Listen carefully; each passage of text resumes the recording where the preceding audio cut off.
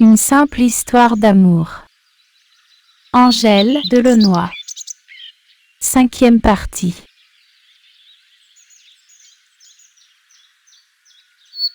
J'ai pleuré pendant 3 jours, refusant de manger. Toi, ta peine s'exprimait dans la fureur.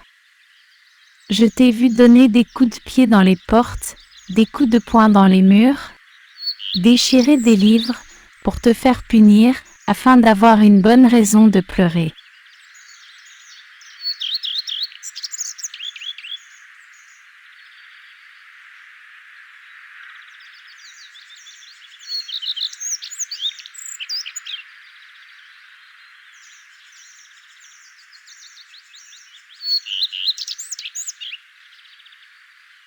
On nous a promis, mère et monde, qu'on pourrait se téléphoner, qu'on se reverrait bientôt, l'année prochaine, un jour.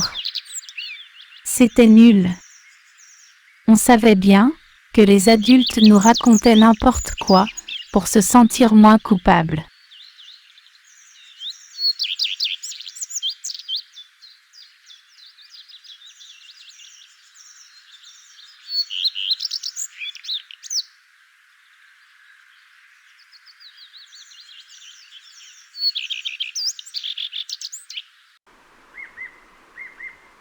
Skype n'existait pas encore.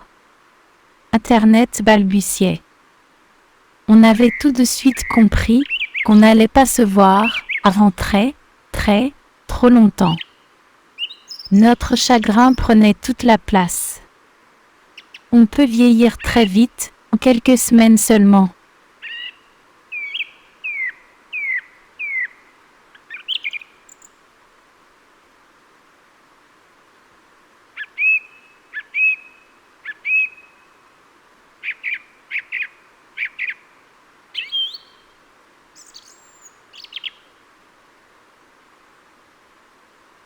Te souviens-tu de notre dernière journée?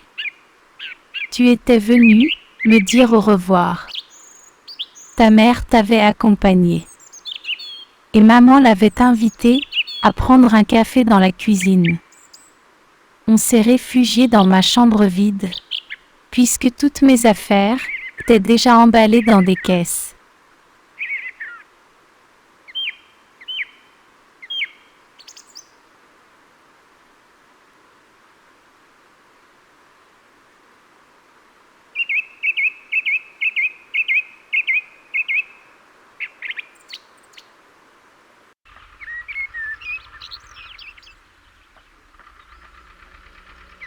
On s'est assis en tailleur sur le sol, l'un en face de l'autre, en se tenant les mains. On ne pouvait pas parler. Être juste ensemble, c'était suffisant. C'était important, puisqu'un long désert nous attendait. Comment allais-tu grandir, mon amour?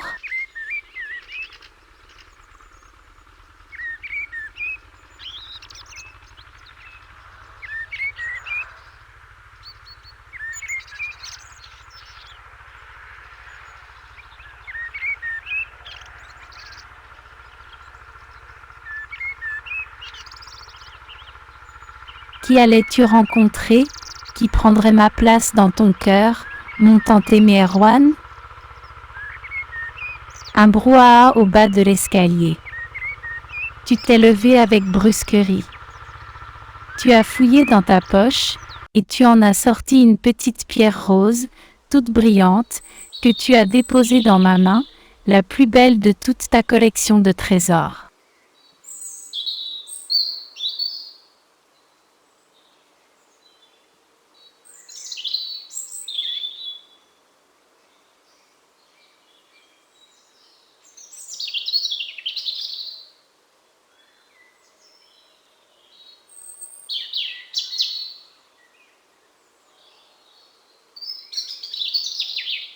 Et là, dans le miroir brouillé de nos larmes, tu m'as fait la plus improbable promesse qu'un gamin de pas tout à fait 6 ans puisse faire. Sois pas triste, Noël de ma vie. Je ne t'oublierai jamais.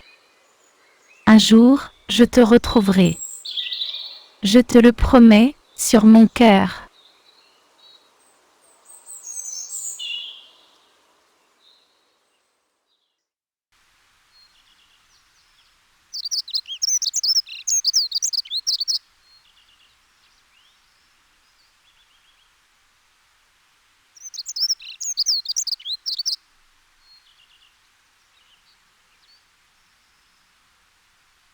Par la fenêtre du salon, je t'ai regardé partir. Tu as eu le courage de ne pas te retourner. J'ai suivi ma famille vers l'inconnu, en vivant mon immense chagrin d'amour incompris. Autour de moi, personne n'a senti cette absence intolérable qui m'empêchait de sourire et de m'émerveiller.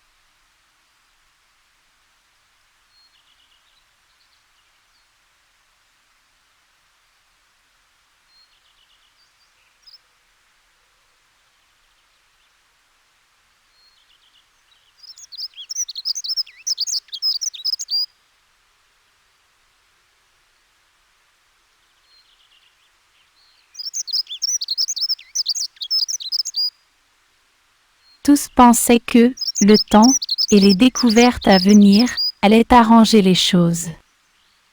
J'ai traversé mon enfance comme une voyageuse solitaire.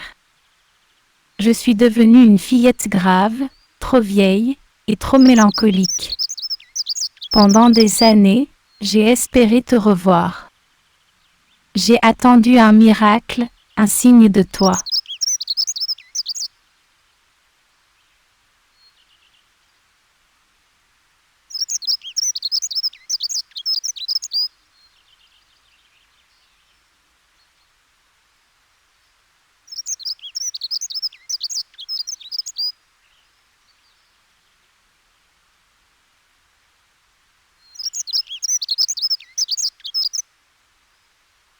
Nous revenions de temps à autre dans notre pays, surtout durant les vacances, pour voir nos grands-parents.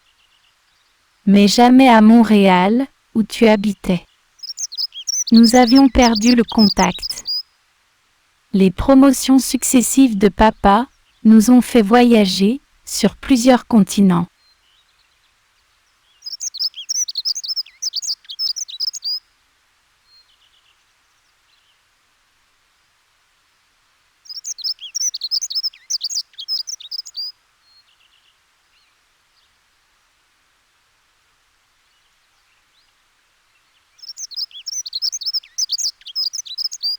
À la longue, notre errance m'a presque consolée de ta perte, sans jamais me la faire oublier.